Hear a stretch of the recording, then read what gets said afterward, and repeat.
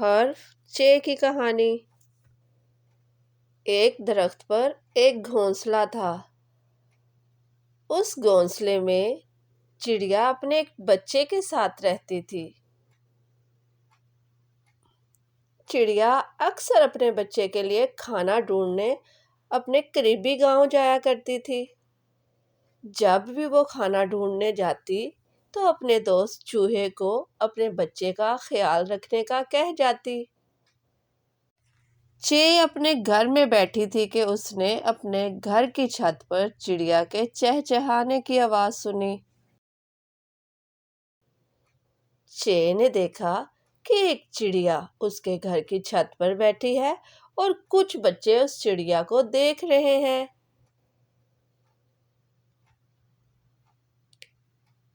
چے نے کچھ دیر بعد چڑیا کے چیخنے کی آواز سنی۔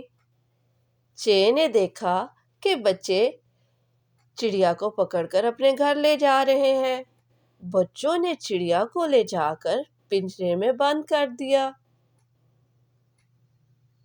چے، اس کے دوست چوزے اور مرغی چڑیا کی مدد کرنے بھاگے۔ انہوں نے چڑیا کا پنجرا کھول کر چڑیا کو آزاد کر دیا۔ چڑیا نے مدد کرنے پر سب دوستوں کا شکریہ ادا کیا۔ چے نے کہا کہ انسانوں کو چاہیے کہ وہ جانوروں اور پرندوں کے ساتھ اچھا سلوک کریں اور پرندوں کو قید نہ کریں۔ رات کافی ہو گئی تھی، چاند نکل آیا تھا اور کافی اندھیرا چھا گیا تھا، اس لیے چے چڑیا کو اس کے گھر چھوڑنے گئی۔ چڑیا جب اپنے بچے کے پاس گھر پہنچی تو صبح ہو چکی تھی۔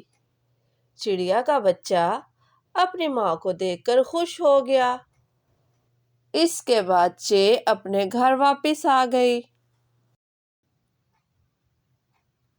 حرف چ، آواز چ، چ چڑیا، چ چوزے، چ چوہا، چ چاند، چ چڑیا، چ چوزے، چ چوہا، چ چاند۔